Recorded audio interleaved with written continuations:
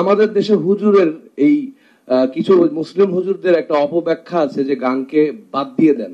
সূরা লোকমানের যে আয়াতটার ভুল ব্যাখ্যা করেছেন, সূরা লোকমানের, আমি আবারও বলছি, সূরা লোকমানের 6 নম্বর আয়াতের যে ব্যাখ্যা, আমি অনেকজন স্কলারের সঙ্গে কথা বলেছি।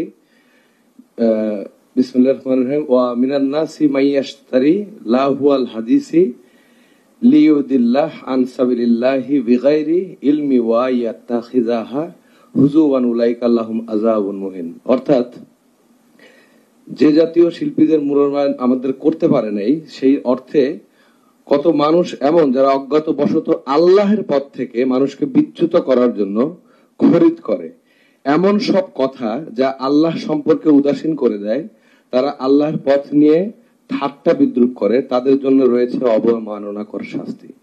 আমি আবারও বলছি, কথাটার অর্থ অনেক। এখানে হাদিসি শব্দের যে ব্যাখ্যাটা ওনারা করেছেন, আমি অনেক ইসলামিক স্কলারদের কাছে শুনেছি, এটা একদম মিথ্যা এবং অবাঞ্ছনীয়।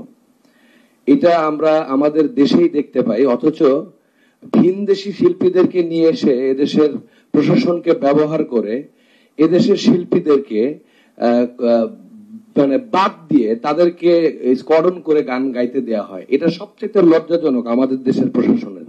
এই কথাটা কেউ তুলে ধরেন না।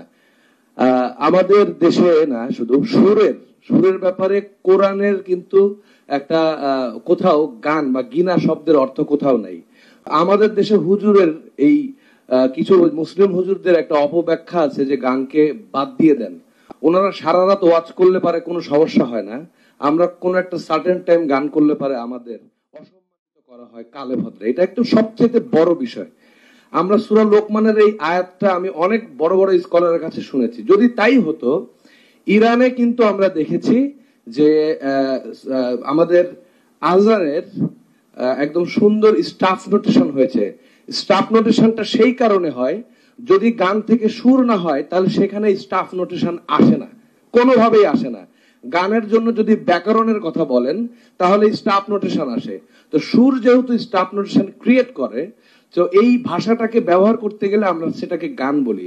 অতএব ইরান বা মুসলিম রাষ্ট্রগুলোতে যদি গান হারাম করতো, কোরআনে কোথাও না কোথাও গিনা বা গায়ন শব্দটার অর্থ লেখা থাকতো, এখানে হাদিসি লেখা থাকতো না।